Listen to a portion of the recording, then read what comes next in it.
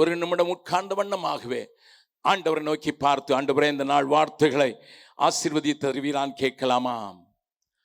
பாதை காட்டும் மாயே ஓவா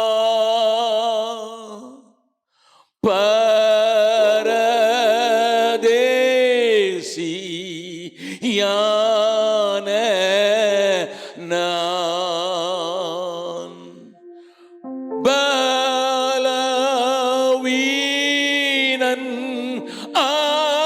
அறிவீனன் யூலகம் காடுதான்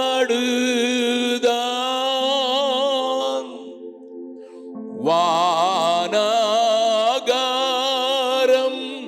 வானாகாரம் தந்து என்னை போஷியும் ஜீவ தண்ணீர் ஊரும் ஊற்றை நீ தீரந்து தாருமே தீபமேக ஸ்தம்பம் காட்டும் வழியில் நடத்துமே வல்ல மீட்பர் நல்ல மேய்ப்பர் என்னை தாங்கும் இயேசுவே.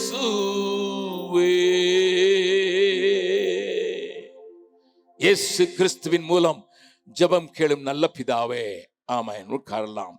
நேற்றைய தினத்திலே நம்முடைய ஓட்டத்திலே முடிவு முக்கியம் என்பதை குறித்து நான் கொஞ்சம் அழுத்தமாக பேசும் வண்ணமாக, பெற்றுக்கொள்ளத்தக்கதாக ஓடுங்கள் என்கிற காரியத்தை விளக்கும் வண்ணமாக, இறுதி வரை முடிக்க வேண்டிய அவசியத்தை நான் கொஞ்சம் அழுத்தமாக பேசினவனாக, முடிக்காமல் தன்னுடைய வாழ்க்கையிலே பலிபீடத்தை பிடித்துக் கொண்டிருந்த போதிலும் வெட்டப்பட்ட யோவாபினுடைய வாழ்க்கையை சொன்னேன். அவனுடைய வாழ்க்கையில காணப்பட்ட நல்ல குணாதிசயங்களை நான் உங்களுக்கு விளங்க காட்டி, அதை போல அவன் இறுதியிலே தான் கோட்டை விட்டுவிட்ட காரியத்தை நான் உங்களுக்கு சுட்டி காட்டி, அப்படி நம்முடைய வாழ்க்கை மாறிவிடக் கூடாது என்பதிலே ஒரு அழைப்பை கொடுத்த போது ஏராளமான பேர்கள், ஆண்டவரே எங்களுக்கு ஓடி முடிக்க பவுல் அப்போஸ்தலனை போல என் ஓட்டத்தை முடித்தேன், எனக்கு ஜீவ கிரீடம் வைக்கப்பட்டிருக்கிறது என்று சொல்லுகிற அந்த சாட்சியோடு கூட வாழ்வதற்கு அநேகர் ஒப்பு கொடுத்ததற்காக ஆண்டவருக்கு ஸ்தோத்திரம் உண்டாவதாக. இன்றைக்கும் அப்படிப்பட்ட ஒரு கதாபாத்திரத்தை தான் உங்களுக்கு முன்னதாக குறிப்பிட்ட நேரத்திற்குள்ளாக சரியாக உங்களுடைய மனதிலே பதிந்து விடும்படியாக நான் வைக்க விரும்புகிறேன். தொடர்ச்சியாக நீங்கள் 4 நாட்கள் கூட்டங்களிலே செய்திகளை கேட்க போகிறீர்கள். நான் ஒன்றை மாத்திரம் மறந்து விடாதீர்கள், நான் ஓடி முடிக்க வேண்டும்.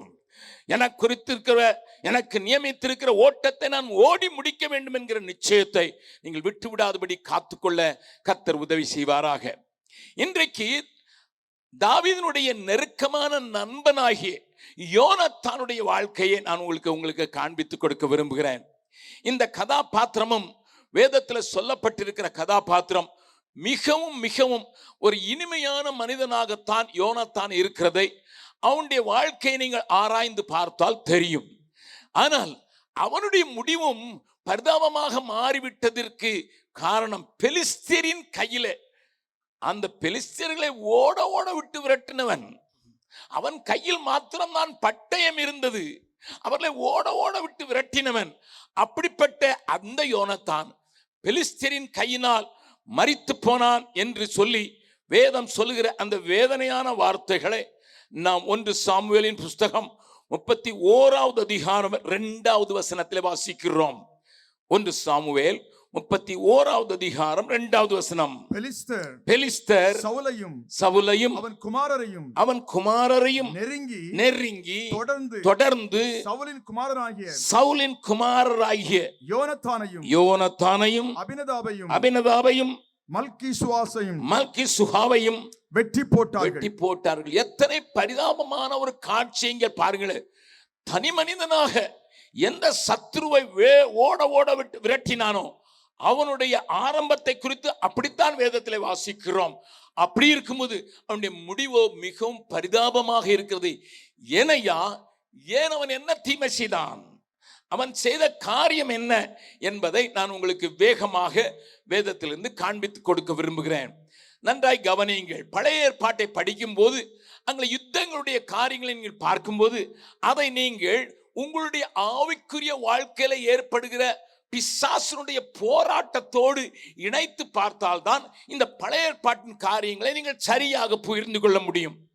ஏதோ அவருடைய யுத்தங்களை எல்லாம் ஆண்டவர் எழுதி வைத்திருக்கிறார், நம்மை சுமக்க வைத்திருக்கிறார், நம்மை படிக்க வைத்திருக்கிறார் என்கிற நிலையில் அல்லாமல் ஆவிக்குரிய இஸ்ரவேலராகிய நமக்கு அந்த காரியங்கள் தேவ ஜனத்திற்கும் சத்ருவுக்கும் நடக்கிற போராட்டத்தை, இன்றைக்கு நமக்கு இருக்கிற ஒரே சத்ரு சாத்தான் என்பதை அறிந்திருக்கிறபடினால அந்த காரியத்தை மனதில் கொண்டால்தான் இங்கே எழுதப்பட்டிருக்கிற இந்த சரித்திர சம்பவங்கள் நம்முடைய வாழ்க்கையில ஒரு பெரிய சீர்திருத்தத்தை மாத்திரமல்ல ஒரு பெரிய எழுப்புதலை கொண்டு வருவதற்கு போதுமானதாயிருக்கும். இதை நீங்கள் புரிந்து கொண்டால் தான் தெரியும். அப்பொழுதுதான் சத்ருடைய தந்திரங்கள் என்ன, நம்முடைய ஆவிக்குரிய வாழ்க்கையை சிதைப்பதற்கு, நம்முடைய ஆண்டவரோடு கூட இருக்கிற உறவை அழிப்பதற்கு, நம்மை எப்படியாவது இழுத்து போட்டுவிட வேண்டும், நம்மை ஓடி முடிக்காதவர்களாக மாற்றிவிட வேண்டும் என்பதில் சத்ருவாய சாத்தான் என்ன முறைகளை எல்லாம் கையாடுகிறான் என்பதை நீங்கள் பார்த்தீர்கள் என்றால் தான் இன்றைக்கும் அவனுடைய உபாய தந்திரங்களை நீங்கள் புரிந்து கொள்ள முடியும். பவுல் கொரிந்தியருக்கு எழுதும்போது சொல்கிறார் 2வது அதிகாரத்தில், அவனுடைய உபாய தந்திரங்கள் நமக்கு தெரியாதவைகள் அல்லவே. சத்துருடைய உபாய தந்திரங்களை நீங்கள் புரிந்து கொள்வதற்கு பழைய ஏற்பாட்டில் இருக்கிற யுத்த காரியங்களில சத்துரு தேவ ஜனத்தை அழிப்பதற்கு என்னெல்லாம் செய்கிறான் என்பதை நீங்கள் தெளிவாக பார்த்தால் நன்றாக விளங்கிவிடும். ஆகையினால என்னோடு கூட சேர்ந்து திருப்பி கொள்ளுங்கள். நான் உங்களுக்கு சில காரியங்களை முதலாவது காண்பித்து கொடுக்கட்டும். அங்கே 14வது அதிகாரத்தில் யோனத்தான் செய்த காரியம் ஆரம்பிக்கிறது என்றாலும் அதற்கு புரிந்து கொள்வதற்கு 13வது அதிகாரத்தில் சில வசனங்களை நீங்கள் புரிந்து கொள்ள வேண்டும். 1 சாமுவேலின் புஸ்தகம் 13வது அதிகாரத்தில் இந்த காரியங்களை நீங்கள் தெளிவாக புரிந்து கொள்வதற்காக கொஞ்சம் விவரமாகவே சொல்ல விரும்புகிறேன். நீங்கள் அறிந்திருக்கிறபடி ஆண்டவர் பெலிஸ்தியருடைய தேசத்தை இஸ்ரவேல் ஜனங்களுக்கு வாக்களிக்கவில்லை. அவர்கள் கடலோரமாக இருந்தவர்கள். ஆண்டவர் கானானை கொடுப்பேன் என்று சொன்ன போது அதுல சொல்லப்பட்டிருக்கிற 7 ஜாதிகளை நான் அழித்து அல்லது விரட்டிவிட்டு உங்களுக்கு அந்த தேசங்களை கொடுப்பேன் என்று சொன்ன அந்த காரியத்துல பெலிஸ்தீரின் எல்லைகளை கொடுக்க விரும்பவில்லை. நீங்கள் இதை நன்றாக புரிந்து கொள்ள வேண்டும். ஏன் என்று கேட்பீர்கள். அவர்களுக்கு பாதுகாப்பாக இருப்பதற்காக அந்த ஜாதி எங்க விட்டு வைத்திருக்கிறார். ஏனென்றால் எகிப்தை விட்டு இவர்கள் வந்திருக்கிறார்கள். எகிப்தினுடைய பார்வோன் அந்த விட்டு வந்த மக்களை விடாதபடி பின்துரத்தினான் என்பதை நீங்கள் அறிந்திருக்கிறீர்கள். ஆகையினால அந்த அவருடைய மனநிலையில மாற்றம் ஏற்பட்டு பின்னதாக இந்த கடல் மத்திய தரைக்கடல் என்று சொல்லுகிற அந்த கடல் மார்க்கமாக ஜனங்களை தாக்கி விடுவார்களோ என்கிற காரியத்திற்கு வேலியாகவே ஆண்டவர் பெலிஸ்தியர்களை வைத்திருந்தார். இது நீங்கள் மனதில் வைத்திருந்தால்தான் உங்களுக்கு நான் சொல்லுகிற காரியங்கள் விளங்கும். ஆனால் அந்த பெலிஸ்தியர் மூலமாக தேவ ஜனமாகிய இஸ்ரவேலை இன்றைக்கு நடக்கிற யுத்தத்தை இதோடு கனெக்ட் பண்ணி பார்க்காதபடிக்கு ஆண்டவர் உங்களை தடுத்து விடுவாராக. அதை குறித்து நான் இங்கே பேச வரவில்லை. ஆனால் அந்த நாட்களிலே இஸ்ரவேல் ஜனங்களை அடித்து நொறுக்கி ஒடுக்குவதற்கு அந்த பெலிஸ்தியர்கள் எப்பொழுதுமே அவர்கள் செயல்பட்டார்கள் என்று நம்முடைய வேதத்திலே நாம் சொல்லப்பட்டிருக்கிறது பார்க்கலாம். அந்த பெலிஸ்தியர்கள் இங்கே தந்திரமாக ஒரு காரியத்தை முன்னதாகவே செய்கிறார்கள் என்பதை இன்றைக்கு தேவ சபையும் புரிந்து கொண்டுதான் ஆக வேண்டும் என்பதற்காகத்தான் இந்த 13வது அதிகாரத்தில் சொல்லப்பட்டிருக்க ஒரு சின்ன ரகசியத்தை நான் உங்களுக்கு காண்பித்துக் கொடுக்க விரும்புகிறேன். சில வசனங்களை வாசிக்கலாம். அங்கே 1 சாமுவேல் 13வது அதிகாரத்தின் 19வது வசனத்தில் இருந்து நாம் வாசிக்க போகிறோம். அதில் இருக்கிற ஒரு நுணுக்கமான காரியத்தை நீங்கள் மனதில் கொள்ளும்படியாக நான் உங்களுக்கு காண்பித்துக் கொடுக்க விரும்புகிறேன். வாசிக்கலாம். எபிரேயர் பட்டயங்களையாகிலும் ஈட்டிகளையாகிலும் உண்டு பண்ணாதபடிக்கு பார்த்துக் கொள்ள வேண்டும் என்று பெலிஸ்தர் சொல்லியிருந்தபடியால் இஸ்ரவேல் தேசத்தில் எங்கும் ஒரு கொல்லன் அகப்படவில்லை. நல்லா கவனிங்க. தந்திரமான யோசனை. அவர்களை அவன் அடக்கி ஒடுக்குவதற்கு முன்னதாக, அழித்து விட வேண்டும் என்று நினைப்பதற்கு முன்னதாக அவன் தந்திரமான ஒரு காரியத்தை செய்து அவருடைய கவனத்தை திருப்பி இருக்கிறான். எப்படி திருப்பி இருக்கிறான்? ஒரு கொல்லனும் அவர்கள் உருவாக்கி விடக்கூடாது. அவர்களுக்குள்ளேயே ஆயுதங்களை ஆயத்தப்படுகிற எந்த மனுஷனும் உருவாகி கூடாது. மற்ற எல்லாவற்றையும் செய்வதற்கு அவர்களுக்கு நாம் உதவி செய்ய வேண்டும். வாசிக்கலாம். அடுத்தால 21வது வசனத்தை வாசிங்க. கடப்பாறைகளையும் மண்வெட்டிகளையும் முக்கூறுள்ள ஆயுதங்களையும் கோடரிகளையும் தாற்றுக்கோள்களையும் கூர்மையாக்குறதற்கு அரங்கள் மாத்திரம் அவர்களிடத்தில் இருந்தது. நல்லா கவனிங்க. எதுக்கு தெரியுமா? இந்த பொருட்கள்லாம் வெறும் சாப்பாட்டை பற்றி யோசிக்கிறது தான். மண் வெட்டணும், வீடு கட்டுறதுக்கு கடப்பாறை உபயோகப்படுத்தணும், ஆமா, மண்ணை தோண்டி விடுறதுக்கு முக்கூறுள்ள ஆயுதங்களை உண்டாக்கணும். எல்லாமே உலகத்துக்குரிய காரியங்களை அவர்கள் பார்த்துவிட்டு தங்களுடைய எதிரிகளை மறந்து விட வேண்டும். தங்கள் எதிரிகளிடத்திலிருந்து தங்களுடைய தேசத்தையும் தங்களுடைய மக்களையும் காக்க வேண்டும் என்கிற சிந்தனையே அவருடைய இருதயத்திலிருந்து எடுத்து போட்டு விட வேண்டும் என்பதில் சத்துரு கவனமாக, அழுத்தமாகவே நான் சொல்லுவேன், கவனமாக. 30வது வசனத்தை வாசிங்கள். 20வது வசனம். இஸ்ரவேலர் யாவரும் அவரவர் தங்கள் கொழுவிரும்புகளையும் நீங்கள் விவசாயத்தை செய்கிற மக்கள் இங்கே ஏராளமாக இருக்கிறீர்கள். உங்களுக்கு இந்த ஆயுதங்கள் எல்லாம் உங்களுக்கு நன்றாக தெரியும். கொழு விரும்புகளையும் தங்கள் மண்வெட்டிகளையும் தங்கள் கோடரிகளையும் தங்கள் கடப்பாறைகளையும் தீட்டி கூர்மையாக்குவதற்கு பெலிஸ்தரிடத்திற்கு போக வேண்டியதாயிருந்தது. அதை கூட கூர்மையாக்குன்னா பெலிஸ்தரிடம் போகணும். இன்றைக்கு பிரசங்க பீடங்களிலே ஆண்டவராகிய இயேசுவுடைய சுவிசேஷத்தை சொல்லும் போது கிட்டத்தட்ட 90% சுவிசேஷ கூட்டங்களிலே உன்னுடைய பாவத்துக்காக அவர் அடிக்கப்பட்டிருக்கிறார், நீ முதலாவது அதை ஏற்றுக்கொள்ள வேண்டும். பாவ உணர்விலிருந்து நீ மனம் திரும்பினால் தான் நீ தேவனுடைய பிள்ளையாக தேவனுடைய காரியத்திற்கு நீ ஆசீர்வாதத்தை சுதந்திரிக்க முடியும் என்கிற காரியத்தை அநேகமாக சொல்லுவதில்லை. மாறாக நம்முடைய வாழ்க்கையில் அன்றாடம் வருகிற காரியங்களை, உன் பிள்ளைக்கு வேலை கிடைக்கலையே, உனக்கு சொத்து இல்லையே, உனக்கு ஒரு வீடு இல்லையே, உன் பிள்ளைக்கு கல்யாணம் ஆகலையே, உன் பிள்ளை அவனை மாதிரி படிக்கலையே, இந்த காரியங்களையே நம்முடைய மனதிலே திணித்து வைத்திருக்கிற சத்துருடைய ஒரு பொல்லாத காரியத்தை தேவ சபை அறிந்துதான் ஆக வேண்டும். இது அவனுடைய உபாய தந்திரம். Of course I need food. எனக்கு சாப்பாடு வேணும், எனக்கு ஒரு சட்டை வேணும், நான் நீர் கொடுக்கிறதுக்கு ஒரு குடியிருப்பதுக்கு வேண்டும். ஆனால் ஜனங்கள் அதிலேயே மூழ்கி விட வேண்டும் என்பதில் நம்முடைய ஜபங்களிலே அநேக பங்கை அவன் திருடி கொண்டுவனாக சத்ருவாய சாத்தான் அப்படிப்பட்ட காரியங்களையே பிரசங்க பீடங்களையும் நிரப்பிவிட்டதை நீங்கள் நான் ஒவ்வொரு நாளும் அனுபவிக்கிறவர்கள். நம்முடைய பாவத்தை சுட்டி காட்டி மாசற்றதும் பிழையற்றதுமான சபையாக நம்மை அவருக்கு முன்பாக நிறுத்துவதற்கு, நம்மளை கிரியை செய்வதற்கு விடாதபடிக்கு, நம்முடைய வாழ்க்கையை சுத்திகரிப்புக்கும் பரிசுத்தத்துக்கும் நேராக வழி நடத்தாதபடிக்கு, நம்முடைய தேவைகளுக்காகவே ஆண்டவரிடத்தில் வர வேண்டும் என்று சொல்லி ஆண்டவர் ஒரு சூப்பர் மார்க்கெட்டாக மாத்திரம் பார்ப்பதற்கு அநேக நேரங்களில் நாம் போதிக்கப்பட்டிருக்கிறோம். கர்த்தரை தேடுகிறவர்களுக்கு ஒரு நன்மையும் குறைவுபடாது என்பது வேதம் சொல்கிற சாட்சி. அதை அனுபவிக்கிறவர்கள் நாங்கள். கர்த்தருடைய பரிசுத்த நாமத்துக்கு ஸ்தோத்திரம்.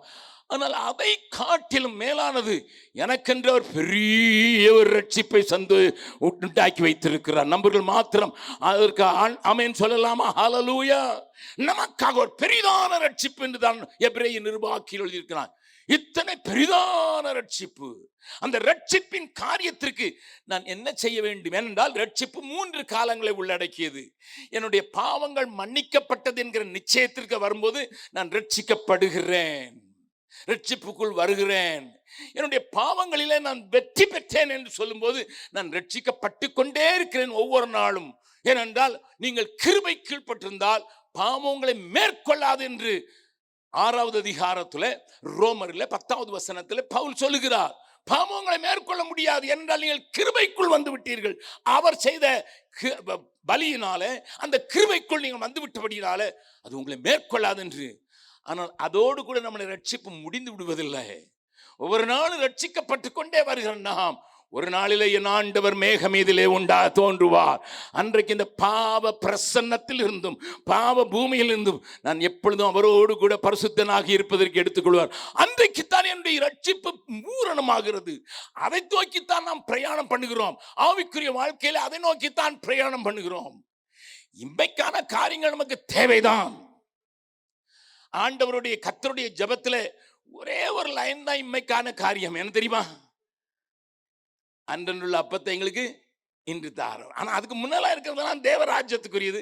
பின்னால இருக்கிறது அந்த ராஜ்யத்துக்கு போறதுக்கு என்னால தீமையிலிருந்து என்னை விலக்கிக் கொள்ளும், சோதனை என்று காப்பாற்றும், நான் மன்னிக்கிறது போல நீங்க மன்னிங்க என்று ஆவிக்குரிய காரியங்களை தான் ஜெபத்துல இயேசு சொல்லிக் கொடுத்தார். ஆனா நம்முடைய ஜெபத்திலேயோ ஒரு லைன் வரும், நம்முடைய ராஜ்யம் வருவதாக. மற்றதெல்லாம் நம்முடைய ராஜ்யத்திற்கான காரியங்களை தேட ஆரம்பிச்சிடுவோம். நம்முடைய ஜெபங்களும் அதையே சுத்தி இருக்கும். சுகம் தேவைதான், நமக்கு சுகம் தேவை. நம்ம பிள்ளைகளை படிக்க வைத்து முன்னேற வச்சு அவர்களை எஸ்டாப்ளிஷ் பண்ண வேண்டியது தேவை. But more then anything else, இதை நான் சொல்லுவேன், சத்துரு பெலிஸ்தியர் மூலமாக அன்னைக்கு நமக்கு ஆண்டவர் கோடிட்டு காண்பித்து கொடுக்கிறார். இவர்கள் ஆயுதங்களை செய்து நம்மளை தாக்கிவிடக்கூடாது, இவர்கள் நம்ம இடத்துல சண்டைக்கு வந்து விடக்கூடாது. இவங்களுக்கு செய்ய வேண்டியதெல்லாம் மண்வெட்டி செய்து கொடு, கடப்பாறை செய்து கொடு, ஒரு உளியை செய்து கொடு. அப்படியே அதை கொஞ்சம் தீட்டினாலும் ஒரு சின்ன அறத்தை மட்டும் கையில் கொடுத்துட்டு நாள் முழுதும் அதை தடவிக்கிட்டு இருக்கட்டும். ஒரு இந்த கடப்பாறையும் இந்த மண்வெட்டியும் கூட அதை கூர்மையாக்குவதற்கு அவர் பெலிஸ்தீனுக்கு போனிட்டான். அருமையான தேவ சபையே, தேவன் தேசத்தில் செய்ய விரும்புகிற காரியத்தை செய்யக்கூடாதபடிக்கு தடுக்கப்பட்டிருக்கிறதுக்கு இந்த பொருளாசை என்கிற காரியத்தை கொஞ்சம் கொஞ்சமாக நம்முடைய இரத்தத்திலே ஊற்றி நம்முடைய வாழ்க்கையில திணித்து அதையே பேசி அதற்குரிய காரியங்களையே அதற்குரிய வசனங்களையே தேடி எடுத்து அதற்காகவே நாம் அநேக நேரங்களிலே பிரயாசப்படுகிறவர்களாக சாத்தான் மாற்றி விடுகிறான். தேவன் உங்களோடு கூட பேசுவாராக. இதனால் தான் ஆண்டவர் இந்த பூமியில இருந்த போது ஒரு காரியத்தை செய்ததை நான் உங்களுக்கு சுட்டி காட்ட விரும்புகிறேன். வாசிக்கலாம். லூக்கா எழுதின சுவிசேஷம் 13வது அதிகாரம். லூக்கா எழுதின சுவிசேஷம் 13வது அதிகாரத்துல இங்க ஒரு காரியத்தை ஆண்டவர் நமக்கு விவரித்து காண்பிக்கிறார். அதை ஆண்டவர் அழகாக எழுதி வைத்திருக்கிறார். இங்க பாருங்கள், 11வது வசனத்தை வாசிக்கலாம். ஒரு ஓய்வு நாளில் அவர் ஜெப ஆலயத்தில் போதகம் பண்ணி கொண்டிருந்தார். ஜெப ஆலயத்தில் தான் போதகம் பண்ணுகிறார். அப்பொழுது இந்த சம்பவம் நடக்கிறது ஜெப ஆலயத்திற்குள்ளாக. நீங்கள் இதை அறிந்திருக்கிறீர்கள் என்று நான் நம்புகிறேன். எருசலேமிலே தேவாலயம் இருந்தது. மற்ற ஊர்களிலே யூதர்கள் ஜெப ஆலயங்களை அங்கே உண்டாக்கி வைத்திருந்தார்கள் கூடுவதற்கு. எருசலேமிலே பண்டிகைகள் கொண்டாடப்பட்டது, ஜெப ஆலயங்களிலே பண்டிகைகள் கொண்டாடப்படவில்லை. அந்த கவனிங்க, எருசலேமை பிரதானமாக கொண்டு ஆண்டவர் அதை காட்சி பொருளாக நமக்கு வைத்திருக்கிறது மட்டும், அந்த பரம எருசலேமை வாஞ்சிக்கிறவர்களாக இருக்க வேண்டும் என்பதற்காக அதற்கு ஆயத்தப்படுத்தும் ஸ்தலமாகத்தான் ஜெப ஆலயங்கள் இருந்தது. அந்த ஜெப ஆலயத்துக்குள்ளே நடக்கிறதை ஆண்டவர் அடிக்கடி போய் பார்த்து அவர் காரியங்களை செய்வதை நமக்கு வேதம் அழகாக சொல்கிறது. கிட்டத்தட்ட எல்லா ஊர்லயுமே அவர் ஜெப ஆலயத்தில் பிரவேசித்து பிரசங்கம் பண்ணுகிற காரியத்தை செய்தது உண்மை என்பது நீங்களும் நானும் அறிந்தது. இப்ப ஜெப ஆலயத்தில் 3 காரியங்கள் நடக்கும். என்ன நடக்கும்? 1, அங்கே வேதம் வாசிக்கப்படும். அன்றைக்கு நம்மை போல கையில பைபிள் கொடுக்கப்படவில்லை, புத்தக சுருள்கள் என்று சொல்லி அவர்கள் தோளிலே எழுதி வைத்த தீர்க்க தரிசன புஸ்தகங்கள், மோசேயின் ஆகமங்கள், சங்கீத புஸ்தகம் இவைகளை எழுதி வைத்திருந்தார்கள். அதுல அங்க இருக்கிற அந்த ஜெப ஆலய தலைவன் எடுத்து கொடுக்கிறதை யாராகிலும் ஒரு வாசிக்கலாம். அதனால்தான் இயேசு வந்த போது இயேசுக்கு அதை வாசிக்க கொடுத்த போது அவர் ஏசாயா தீர்க்கதரிசியின் புஸ்தகத்தில் இருக்கிறதை வாசித்தார் என்று வேதத்தில் சொல்லப்பட்டிருக்கிறது. ஆக வேதம் வாசிக்கப்படும். இரண்டாவது, அங்கே ஜெபங்கள் ஏறெடுக்கப்படும், ஜெபிப்பார்கள். மூன்றாவது, அங்கே ஒருவரோடு ஒருவர் ஐக்கியப்படுவதற்கு அது ஏதுவாக ஜெப ஆலயத்தில் கூடுவார்கள். ஊரில் நடக்கிற எந்த காரியத்தினாலும் அல்லது மற்ற வீட்டில் நடக்கிற எந்த காரியத்தினாலும் பேசிக்கொள்வதற்கு, பாரத்தை சுமந்து கொள்வதற்கு, ஒருவர் பாரத்தை ஒருவர் சுமப்பதற்காகத்தான் ஜெப ஆலயங்கள் உண்டாக்கப்பட்டன. பண்டிகைகள் அங்கே கொண்டாடப்படவே இல்லை. நீங்க ஏதாவது ஒரு வசனத்தில் காட்டி கொடுங்கள் பார்க்கலாம். புதிய ஏற்பாட்டில் ஜெப ஆலயத்தில் பண்டிகை என்று நாம் அதை கொஞ்சம் மாற்றிக்கொண்டோம். ஆனால் ஜெப ஆலயத்தில் பண்டிகைகள் கொண்டாடப்படவில்லை. ஏனென்றால் ஆண்டவர் இந்த ஜெப ஆலயங்களை ஜனத்தை ஆயத்தப்படுத்துவதற்காக உண்டாக்கி வைத்தார். கர்த்தருடைய பரிசுத்த நாமத்துக்கு ஸ்தோத்திரம் உண்டாவதாக. அப்படிப்பட்ட ஜெப ஆலயத்திலே ஆண்டவர் போதகம் பண்ணுவதற்கு போகிறார். வாசிக்கலாம். அப்பொழுது 18 வருஷமாய் பலவீனப்படுத்தும் ஆவியை கொண்ட ஒரு ஸ்திரீ அங்கே இருந்தாள். அவள் எவ்வளவும் நிமிரக்கூடாத கூனியாயிருந்தாள். நன்றாய் கவனியுங்கள். இவளை குறித்து ஆண்டவர் பின்னதான வசனங்களில் சொல்கிறார், ஆபிரகாமின் குமாரத்தி. 1 வருஷம் 2 வருஷம் இல்ல, 18 வருஷமாக எவ்வளவும் நிமிரக்கூடாதபடி கூனியாக்கப்பட்டிருக்கிறாள். அது ஒரு பலவீனப்படுத்துகிற ஆவி. நல்ல கவனிங்க. It was not a disease. It was an attack of satanic power.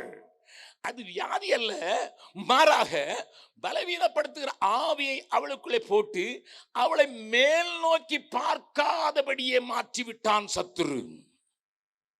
ஆலயத்துக்கு தான் வந்தாள். ஆபிரகாமின் குமாரத்தி என்றுதான் அழைக்கப்பட்டாள்.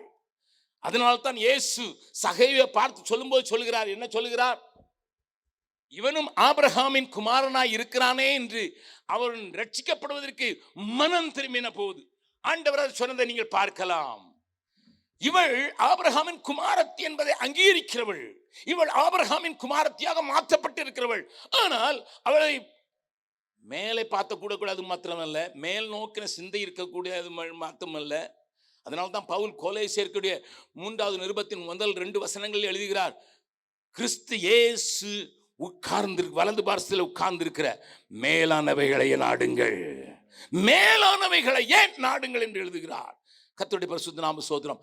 அது ஒன்று. இன்னொன்று, விசுவாசிகளாய் நீங்களும் நானும் பிசாசுடைய தந்திரங்களோடும் அந்தகார சக்திகளோடும் அந்த துரைத்தனங்களோடும் போராடுவதற்கு அழைக்கப்பட்டவர்கள். அப்போ போராடுவதற்கு ஆண்டவர் கொடுத்திருக்கிற ஒரு ஆயுதம், மற்ற ஆயுதங்கள் எல்லாம் பாதுகாப்புக்காக கொடுக்கப்பட்டது, பாதுகாப்புக்காக கொடுத்தது. அது மார்ஸ் கவசமாக இருக்கலாம், அல்லது தலைச்சீராவாக இருக்கலாம், அது பாதரட்சியா இருக்கலாம். பாதுகாப்புக்காக கொடுக்கப்பட்ட ஆயுதங்கள். அந்த வசனத்தின் எல்லாரும் அறிவியல் நான் கொஞ்சம் வாசிக்க விரும்புகிறேன். அதுல எதிரியை தாக்குவதற்கு, சத்ருவை தாக்குவதற்கு, எப்படிப்பட்ட சத்ருவை தாக்குவதற்கு ஆண்டவர் ஆவியின் பட்டயத்தை கொடுத்திருக்கிறார் என்பதை அங்கே அழகாக நாம் வாசிக்கலாம். எபேசியர்கள் நிருபம் 6வது அதிகாரம். எபேசியர்கள் நிருபம் 6வது அதிகாரத்துல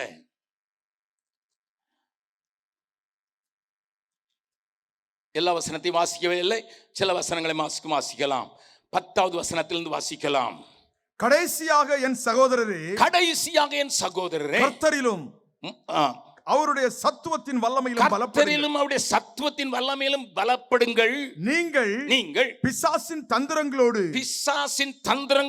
எதிர்த்து நிற்க திராணியுள்ளவர்களாகும்படி தேவனுடைய சர்வாயுத வர்க்கத்தை தரித்துக் கொள்ளுங்கள்.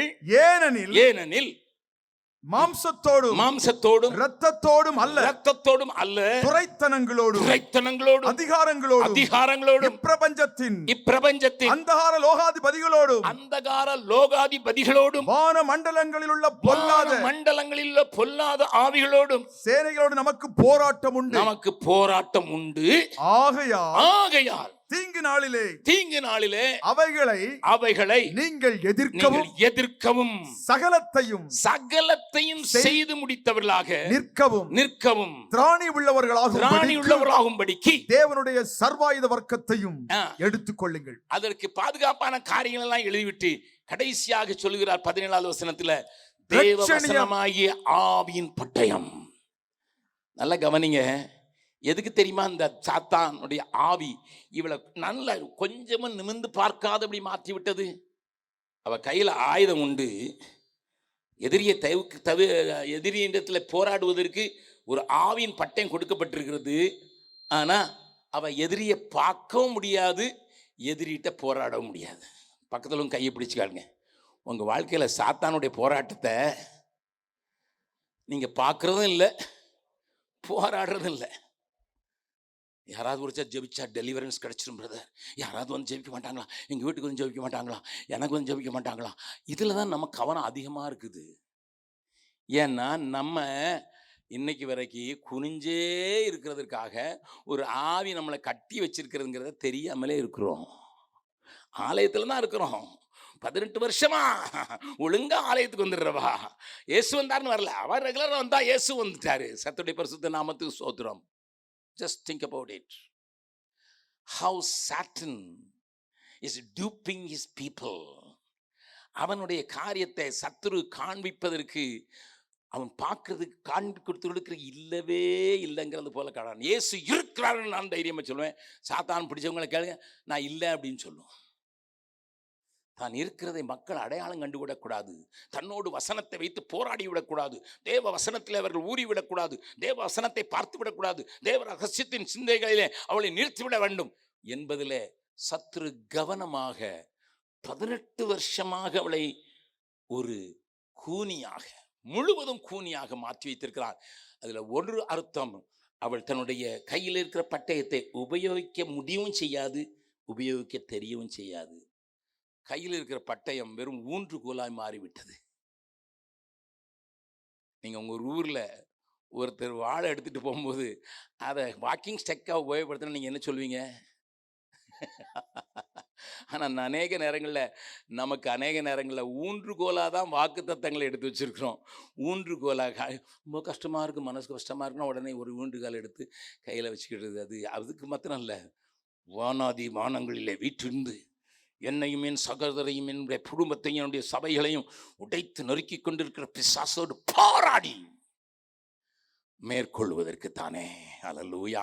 நம்புறவங்க மாத்திரம் அந்த சத்தியத்தை நம்புறவங்க மாத்திரம் ஒரு கையை உயர்த்தி அல்லேலூயா சொல்லுங்க. அந்த சத்தியத்தை நீங்க புரிந்து கொண்டாதான் நலமாயிருக்கும். அவர் preachers also not showing this. நம்முடைய பிரசங்கிகளும் அதை காண்பித்து கொடுப்பதில்லை. இயேசு தன்னிடத்துல சாத்தான் வந்த போதெல்லாம் ஆவியின் பட்டயத்தை உருவி அவனோடு எல்லா 3 சோதனைகளிலும் அவனை வசனத்தினாலே மேற்கொண்டதை தானே நாம் பார்க்கிறோம். மனுஷன் அப்பத்தினால் மாத்திரமல்ல என்று சொல்லி முதலாவது, அதற்கு பிறகு தாழ கொதியும் என்று சொல்லும்போது தேவனாய் கர்த்தரை பரிச்சை பார்க்காதுன்னு சொல்லு, என்னை கொஞ்சம் பணிந்து கொள்ளுனா பப்பால போ சாத்தானன்னு சொல்றது. உலகத்தின் மேன்மைகளை எல்லாம் காண்பித்தா கூட அவரை திருத்தாத காரணம் 40 நாள் பட்டினியாக இருந்தா கூட கல்லுகளை அப்பமாக்கும் என்று சொல்லுகிற சோதனை வந்தபோது அவர் ஜெயித்தவராக நிற்கிறார். முதலாதாம் தோற்று நின்றான். எல்லாம் இருந்தபோது கனியை காட்டியே அவனை விழத்தள்ளி விட்டான் சாத்தான். ஆனால் 2வது ஆதாம் ஜெயமாக முன்னேறி செல்வதற்கு அல்லேலூயா சத்ருடைய காரியங்களை மேற்கொள்வதற்கு தேவன் உங்களையும் எங்களையும் தெரிந்து கொண்டிருக்கிறார் என்பதை மறக்கடிப்பதற்காக வெறும் மண்வெட்டிகள், வெறும் கடப்பாறைகள், வெறும் தாச்சிக்கோள்கள், வெறும் ஒரு பயிரிடுவதற்கும் வீடு கட்டுவதற்கு உண்டான காரியங்களையே எண்ணி எண்ணி எண்ணி எண்ணி நம்முடைய பிரதான காரியத்தை விளங்க வைக்கிறதுனால அன்றைக்கு அந்த வசனத்தில் சொல்லப்பட்டிருக்கிறது, சவுலின் நாட்களிலே அங்கே சவுலும் யோனத்தானும் அல்லாமல் 2 பேருக்கும் அல்லாமல் வேற யாருக்கும் பட்டயம் இல்லை என்று. எத்தனை பரிதாபமான காட்சி. நான் அநேக இடங்களுக்கு போகுவது கர்த்தருடைய கிருபையினாலே, பல ராஜ்யங்களுக்கு போகிறதுக்கு மாத்திரமல்ல, பல பட்டணங்களுக்கு போகிறது மாத்திரமல்ல, பல நாடுகளுக்கும் போய் நான் கண்ட ஒரு பெரிய பெரிய என்னை வருத்தப்படுத்தி என்னை அள வைக்கிற ஒரு பெரிய காரியம், ஜனங்கள் வசனத்துக்காக தங்களை விட்டு கொடுப்பதற்கும், ஜனங்கள் வசனத்தை வைத்துக்கொண்டு தங்களுடைய வாழ்க்கையை கட்டுவதற்கான காரியத்தில் திசை திருப்பப்பட்டிருக்கிறதை நான் பார்க்கிறேன். ஆண்டவர் உங்களோடு கூட இடைபடுவாராக. ஆண்டவரே, நீர் கொடுத்திருக்கிற வசனத்தை உபயோகப்படுத்தாதபடிக்கு, அதை உபயோகப்படுத்தி சத்துருவை மேற்கொள்வதற்கு கொடுத்திருக்கிற அந்த காரியத்தை செய்யாதபடிக்கு அதை நான் ஊன்றுகோலாய் மாற்றியிருப்பேன் என்றால் என் மன்னியும் என்று சொல்லி தேவனிடத்தில் நீங்கள் சரியாக திரும்ப வேண்டிய அவசியம் உண்டு. இப்பொழுது மறுபடியும் வாசிக்கலாம் 1 சாமுவேலின் புஸ்தகத்துக்கு இப்ப திருப்பிக் கொள்ளுங்கள். இந்த சூழ்நிலையில தான் 22வது வசனத்தை வாசிக்கலாம். 13:22. யுத்த நாள் வந்தபோது சவுலுக்கும் அவன் குமாரனாகிய யோனத்தானுக்குமே அன்றி சவுலோடும் யோனத்தானோடும் இருக்கிற ஜனங்களில் ஒருவர் கையிலும் பட்டயமும் ஈட்டியும் இல்லாதிருந்தது. எனக்கு ஒரு சின்ன சம்பவம் ஞாபகம் வருது, சொல்லிவிட்டு நான் கடந்து போகிறேன். பீகார்ல நான் கொஞ்சம் பேர் ஜெபம் பண்ணிக்கிட்டு இருந்தோம் ஒரு ஜெப அறையில. அப்போ ஒரு சர்தார்ஜி வந்து மிகுந்த அழுகையோடு, சர்தார்ஜிங்க சாதாரணமாக அழமாட்டாங்க, சர்தார்ஜிங்கன்னா பஞ்சாபிஸ் தலப்பா கட்டிட்டு அவர் சாதாரணமாக வெளியே ஒரு துக்கத்தை காட்ட மாட்டாங்க. அப்படிப்பட்ட வீரர்கள் என்று தங்களை ஸ்தாபிப்பதற்கு ஒரு முயற்சிகள். அவர் தன்னுடைய மனைவியை கூட்டி கொண்டு வந்திருந்தார், ஒரு அழகான பெண். அவர் சொன்னார், ஐயா என்னை விடுவீங்கன்னு சொன்னார். எனக்கு ஒன்றும் விளங்கலை. நான் சொன்னேன், நல்ல அழகான மனைவி வச்சிருக்கிறாய், உன்னுடைய பிரச்சனை என்னன்னு கேட்டபோது, மனைவி அழகானவள், தப்பில்லை, யூஸ்வலாகவே பஞ்சாபிஸ் அழகாக இருப்பாங்க. 2வது பெஸ்ட்டாக சமைப்பா. அதுலேயும் நீ வீட்டில் பார்த்தீங்கன்னா எல்லாம் அந்தந்த இடத்துல அழகாக வச்சுருப்பா. நான் சொன்னேன், இதை விட உனக்கு வீட்டுக்குள்ளே என்னப்பா வேணும்? நல்லா சமைக்கிறா, வீட்டை ஒழுங்காக வச்சுருக்கிறா, பார்க்குறதுக்கு அழகாக இருக்கிறா. இல்லையா, நான் வாழ்ந்து இப்போ எனக்கு 2 பையங்க வீட்டை விட்டு ஓடிட்டானுங்க அம்மாவுடைய காரியத்தை பார்த்துன்னு சொன்னான்.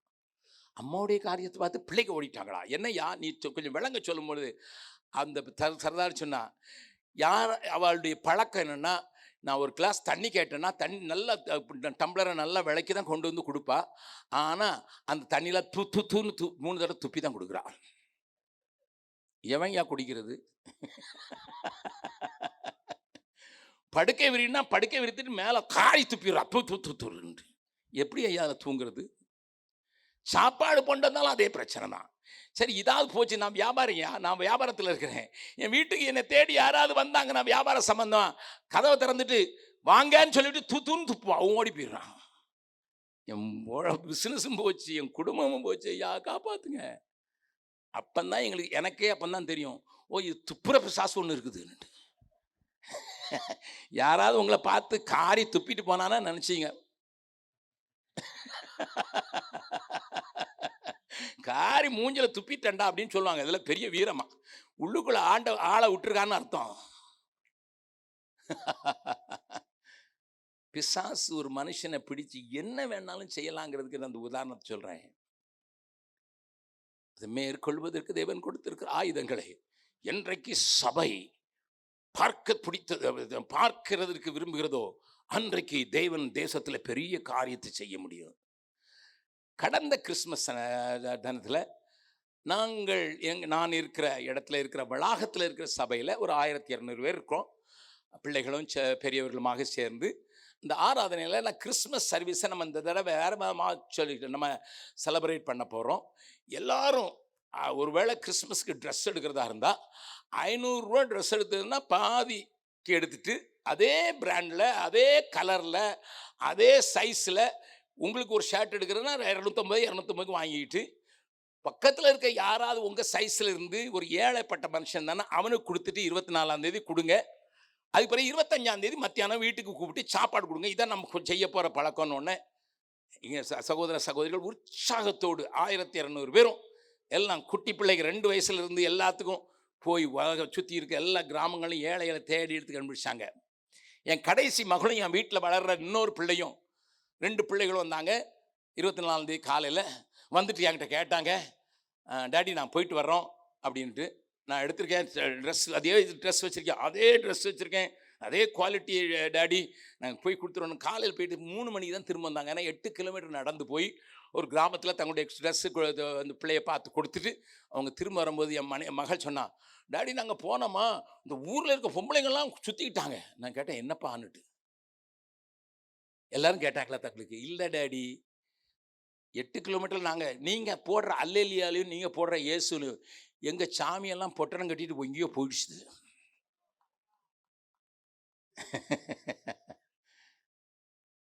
இயேசு என்கிற திருநாமத்திற்கு எவ்வளவு பெரிய மகிமைங்கிறத இன்னும் சபை தெரியாமலேயே வாழ்கிறது என்கிறது ஒரு பெரிய ஆதங்கம்.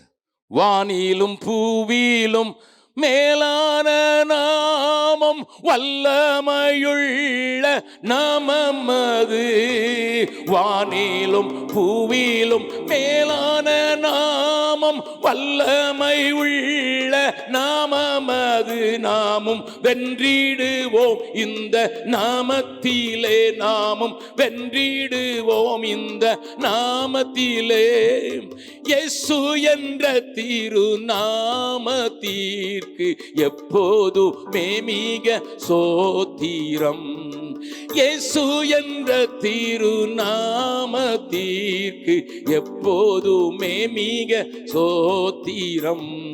சஞ்சலம் வருத்தம் சோதனை நேரத்தில் தாங்கி நடத்திடும் நாமமது.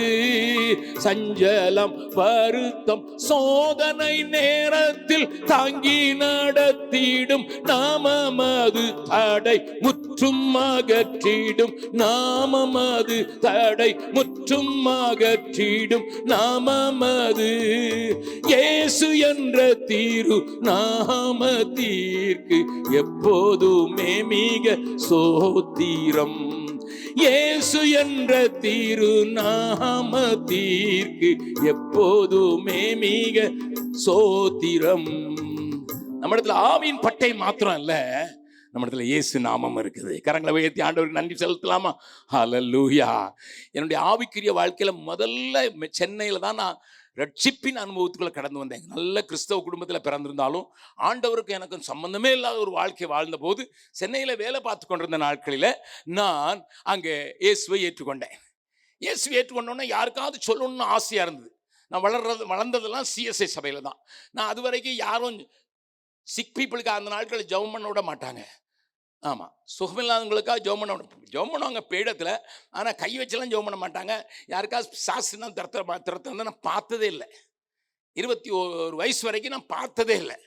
அப்படிப்பட்ட ஆராதனையிலே கலந்து கொண்டிருந்ததுனால நான் என்னுடைய கம்பெனியில் போய் இன்னொரு சகோதரனையும் கூட்டிக் கொண்டு நம்ம ஊழியம் செய்யணும் அப்படின்னு சொல்லிட்டு எங்கே போகலான்னு அவர் கேட்டார். அவர் ஒரு மலையாளி.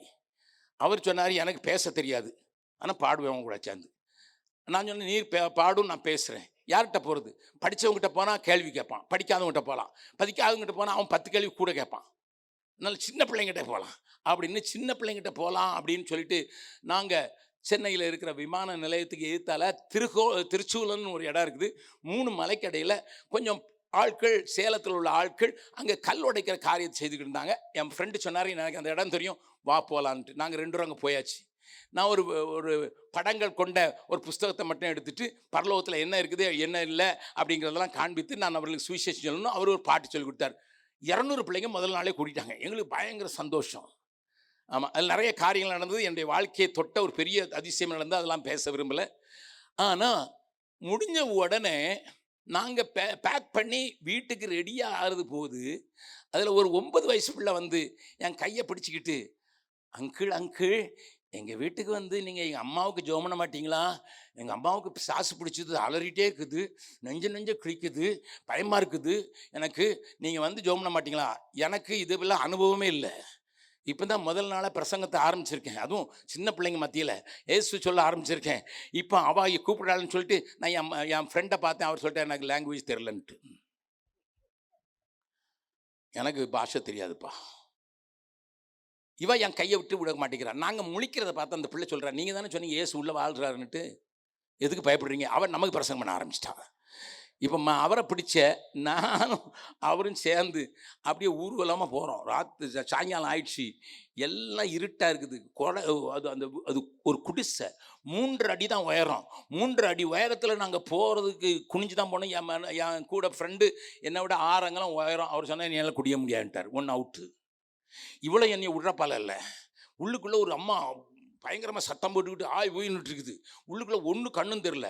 ஏன்னா ஒரு சின்ன பாட்டிலில் மெழுகுத்திரி ஒரு மெழுகுத்திரி உள்ள வெளிச்சத்து கூட இல்லாமல் ஒரு மொபைல் ஆயிலில் போட்டதுனால ஒரே புகையெல்லாம் அங்கே ஒரு லைட் எரிஞ்சிக்கிட்டு இருக்கு. அங்கே உள்ளே போய் பார்க்குறதுக்கு எனக்கு ஒன்றும் தெரில. அந்த அம்மா எங்கே இருக்குன்னு சத்தம் மட்டும் கேட்குது.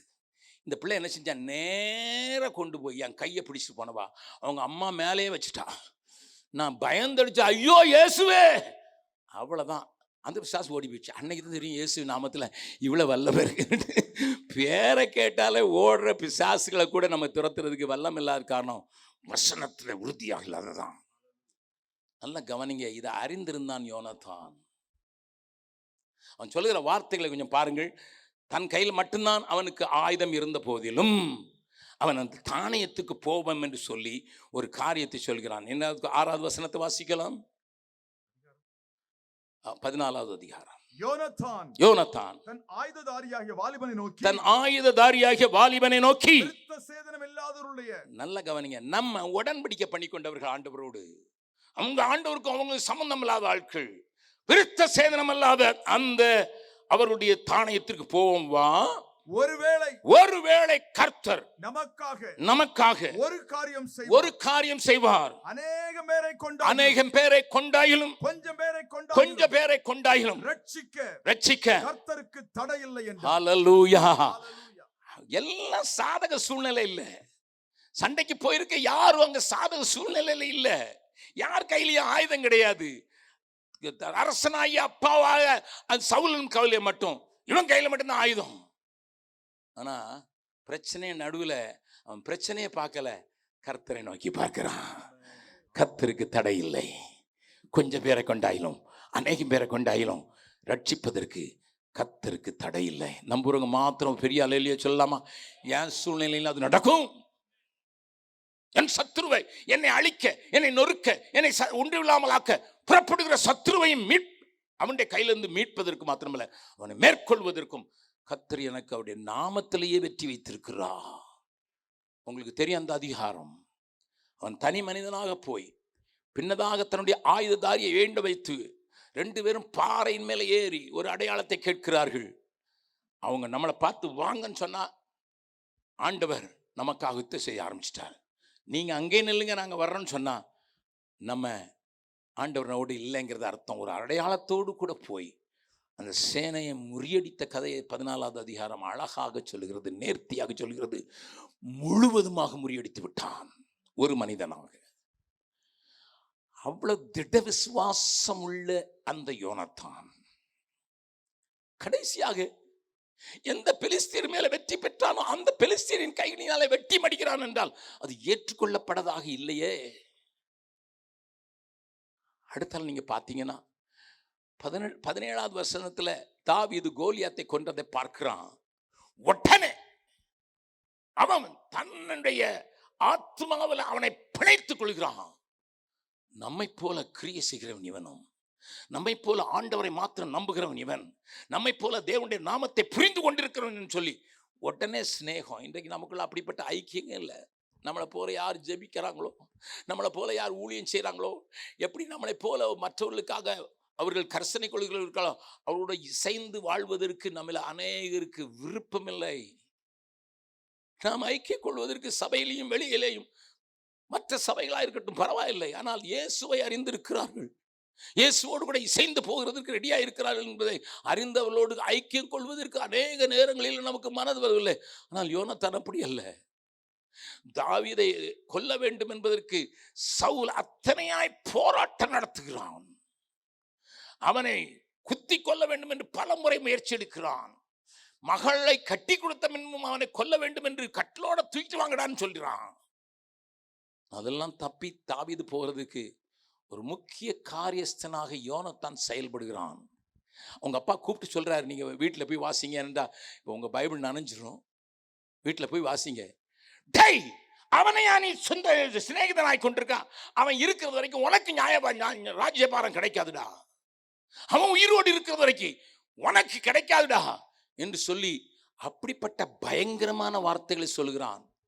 அதோடு கூட சவுலுடைய வாயில வர்ற பொல்லாத வார்த்தைகள், பேலியாளின் மகனே, ரண்டகம் பண்ணுகிறவளே, வேசியின் மகனே என்று தன்னுடைய மனைவியை வேசியாக்குறது கூட துடிக்கிறான். அவ்வளவு கடும் கோபமா பொறாமையினால வார்த்தைகளை அள்ளி வீசுகிறான். யோனத்தானுடைய தாயை குறித்து அல்லது சவுலுடைய மனைவியை குறித்து நான் அந்த அதிகாரத்தை வாசித்து பாருங்கள். 18வது அதிகாரத்தில் வாசித்தீர்கள்டா, 20வது அதிகாரத்தில் அங்க சொல்லுகிறான், ஈசாயின் மகன் என்று தாவீதுன்னு சொல்லாம சொல்லிட்டாங்கிறது அவனுக்கு ரொம்ப வருத்தமா இருந்தான். வருத்தத்தோட பந்தியில இருந்து எழுந்து போய்விட்டான். அப்படி உயிருக்கு உயிராக சிநேகித்ததற்கு காரணம், ஒரு ஆவிக்குரிய மனுஷன் ஒரு ஆவிக்குரிய மனுஷனாக இணைந்து அப்படி செயல்படுவதற்கு அவனுக்குள்ள ஒரு பெரிய தாக்கம். என்னை கேட்கிற அருமையானவர்களே, நாம் அதிகமாக ஐக்கியம் கொள்கிறது யாரோடு? நாம் அதிகமாக நம்முடைய ஐக்கியத்தை பெருக்கிக் கொள்வது யாரோடு? யோனத்தான் ஒரு நல்ல ஆவியை பெற்றவனாக, ஆண்டவருடைய பிள்ளை என்கிற ஒரே ஒரு லேபிள் போதும். அவன் எனக்கு யாருன்னு தெரிய வேண்டாம். இந்த கதை உங்களுக்கு தெரியும். அவனை தப்பு வைக்கிறதுக்கு பல முறைகளிலே அப்பாவோடு பேசி பார்க்குறான், அடையாளத்தை காட்டி கொடு பார்க்குறான். எல்லாவற்றையும் தள்ளிவிட்டு இறுதியாக அவன் செய்கிற காரியம் ஒன்று உண்டு. அதை மாத்திரம்தான் நினைக்க விரும்புகிறேன். அவனுக்கு ஒரு பெரிய வெளிப்பாடு. தாவீது ராஜாவாவான். தாவீது ராஜாவாவான். நான் உமக்கு 2வதாக இருப்பேன். என்னை நினைச்சுக்கணும், என் குடும்பத்தை காப்பாற்றணும் என்று உடன்படிக்கை பண்ணுகிறான். உங்களுக்கும் எனக்கும் தெரியும், இயேசு ராஜாதி ராஜாவாக இந்த பூமியில் அரசாள போகிறார் என்று. அவரோடு கூட அதே சிங்காசனத்தில் உட்கார்ந்து நாமும் ஆளப்போகிறோம் என்று தெரியும். இந்த வெளிப்பாடு உங்களுக்கும் எனக்கும் தெரியும். அது மட்டும் இல்லை, ஒவ்வொரு ராபோஜனத்தை எடுக்கும் போதும் அவர் வரும் வரை நம்மோடு கூட பந்தி இருக்கிறதுக்கு ஆசையா இருக்கிற அந்த ஆண்டவர்களுடைய அன்பில் புனைந்துதான் நம்ம இதில் பங்கு பெறுகிறோம். ஆனால் வேதம் சொல்கிறது, உடன்படிக்கை பண்ணின பின்பு தாவீது வனாந்திரத்தில் இருந்து விட்டான். யோனத்தான் அரண்மனைக்கு போய்விட்டான். சுகத்தை, கம்ஃபர்ட்டை, நல்ல படுக்கைய, நல்ல கை கால் பிடிச்சு விடுறதுக்கு ஆள் இருக்கிற இடத்த அப்படி அதை விட விரும்பல. யோனத்தானுடைய தவறு அதேதான். He doesn't want to leave anything. The worldly pleasure, இந்த உலகத்தின் சுகத்தை விடுவதற்கு அவனுக்கு மனதில்லை. அதனால அவன் மனாந்தரத்துக்குள்ள தன்னுடைய நண்பன் போகிறான். உயிரை கையிலே பிடித்து கொண்டு தாவீது போகிறான். அவனோடு கூட அவனால் போக முடியவில்லை. முடிவரையாக சொல்கிறேன், நன்றை கவனியுங்கள். நேரம் கடந்து விட்டது. நீங்களும் மழையில் நனைஞ்சு வீட்டுக்கு போயிடக்கூடாது. இன்னும் கொஞ்ச நேரம் மழை இருக்குன்னுட்டு கூகுளில் போட்டிருந்தது. நல்லா கவனிக்க. தேவ கிருபை உனக்கு ஒரு வெளிப்பாடு உண்டானால், என் சத்திய வேதம் சொல்கிறது, அவரோடு பாடுபட்டால், பக்கத்தில் உங்களை பார்த்து கேளுங்க, அவரோடு பாடுபடுறதுக்கு நீங்க ஆயத்தமா என்ன செஞ்சிருக்கீங்க? அவரோடு பாடுபட்டால் இதற்காகவே அழைக்கப்பட்டீர்கள் என்று சொல்கிறார் பேதுரு. இன்னும் பவுலை கேட்டால் இது உங்களுக்கு அருளப்பட்டிருக்கிறது சொல்கிறார். இன்னைக்கு பாடில்லாத வாழ்க்கை தான் நம்ம எல்லாருக்கும் வேணும்னுட்டு ரொம்ப ஆசையா இருக்கிறோம். ஒரு நிமிடம் இருதயத்தின் ஆழத்தில் சொல்ல முடியுமா? இவ்வுலக பாடு என்னை என்ன செய்திடும்? இவ்வுலக பாடு என்னை என்ன செய்திடும்? அவ்வுலகை காண காத்து நிற்கிறேன். என்னுடைய சகோதரர்கள் எங்கப்பட்ட நாட்டில் அநேக நேரங்களில் அடிக்கப்படும் போது அவர்கள் சொல்லுவாங்க, அண்ணன் நீ எங்களுக்கு சொல்லி கொடுத்துருக்கீங்க, இங்கே நிறைய பாடுபட்டு அங்கே நிறைய நல்ல இடம்னுட்டு. அதனால் நாங்கள் எந்த பாடு வந்தாலும்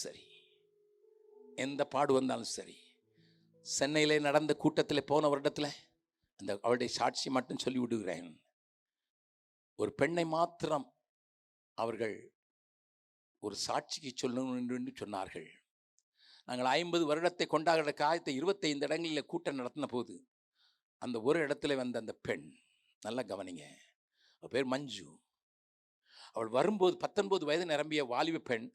ஆனால் இடுப்புக்கு மேலே மட்டும்தான் அவள் உருவில் இருந்தா. கீழே ஒரு வாத்து போல, ஒரு தவளை குட்டியை போல அவளுடைய சரீரமே அப்படிதான் இருந்துச்சு. நடக்கிறது நேரம் நடக்க முடியாது, சைடில் தான் நடப்பா. அவளை கொண்டு வந்தாங்க. அவளை சாட்சி சொல்லும் போது அவள் சொன்னா, எங்க அப்பா 3 தலைமுறையா குடும்பத்தில் திருட்ட மாத்திரம் நம்பி இருந்த ஒரு திருடனாக வாழ்ந்து வந்தார்.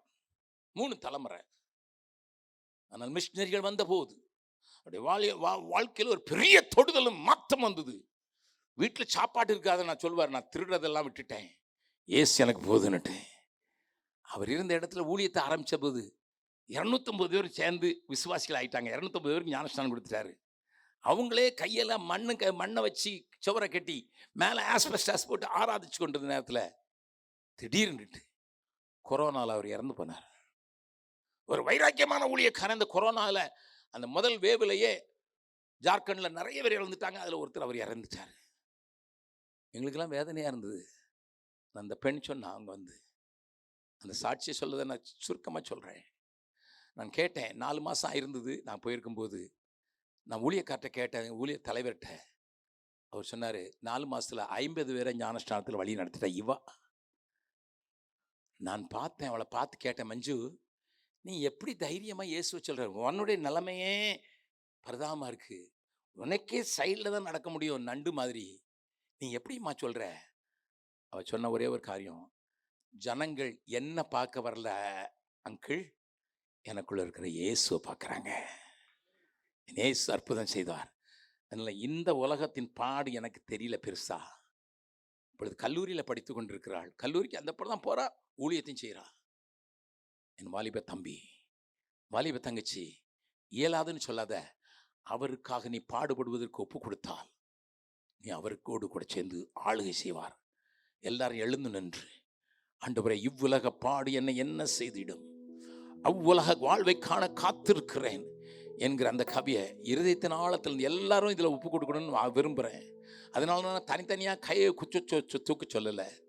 இது ஒவ்வொரு கிறிஸ்தவன் மேலும் விழுந்த கடமை என்று ஆண்டவர் சொல்லியிருக்கார். என்னோடு கூட நீங்கள் ஆளுகை செய்ய வேண்டும் என்று விரும்புகிறேன். பவுல் சொல்லுகிறார், நீங்கள் ஆளுகிறவர்களானால் நலமாக இருக்குமே என்று சொல்கிறார். அந்த அரசாட்சியை காத்திருக்கிறேன். ஒப்பு கொடுத்தவர்களாக இந்த பாடலை மட்டும் பாடலாமா?